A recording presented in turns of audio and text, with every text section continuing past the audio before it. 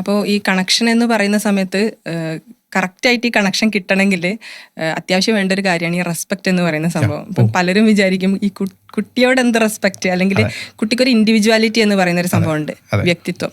അപ്പൊ കുട്ടികൾക്ക് എന്ത് വ്യക്തിത്വം എന്ന് വിചാരിക്കുന്ന ആൾക്കാരുണ്ട്. അപ്പൊ അതിനെക്കുറിച്ച് എന്താ പറയാനുള്ളത്? അതെ, റെസ്പെക്റ്റിനും ഐഡന്റിറ്റിക്കും കൃത്യമായ ഒരു ബന്ധമുണ്ട്. കാര്യം നമ്മൾ എന്തിനാണോ റെസ്പെക്റ്റ് കൊടുക്കുന്നത് അതിനാണ് ഐഡന്റിറ്റി ഉണ്ടാവുക. കുട്ടികൾക്ക് നമ്മൾ ഈ കെയർ കൊടുക്കുമ്പോൾ, നമ്മുടെ പ്രസൻസ് നമ്മൾ അവർക്ക് അവൈലബിൾ ആക്കുമ്പോൾ, അവരെ നമ്മൾ റെസ്പെക്റ്റ് ചെയ്യുന്നതോടുകൂടി അവരിൽ ഉണ്ടാകുന്ന ഒരു ഫീലിംഗ് ആണ് ദാറ്റ് ഐ ആം ഐഡന്റിഫൈഡ്. കോൺഫിഡൻസും കൊടുക്കുന്നത്. ആ കുട്ടി അവിടെ ഉണ്ട്, അടുത്തുണ്ട്, ആ കുട്ടി എന്തൊക്കെയോ നമ്മളോട് ചോദിക്കുന്നുണ്ട്, എന്തോ ചിലതെല്ലാം നമ്മളിൽ നിന്ന് ആഗ്രഹിക്കുന്നുണ്ട്, but we are not present for them. ഒരു വാല്യൂ കൊടുക്കുക. അതിനാണ് റെസ്പെക്റ്റ് എന്ന് വിളിക്കുക.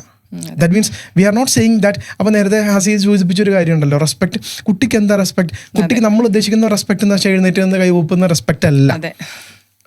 I see U,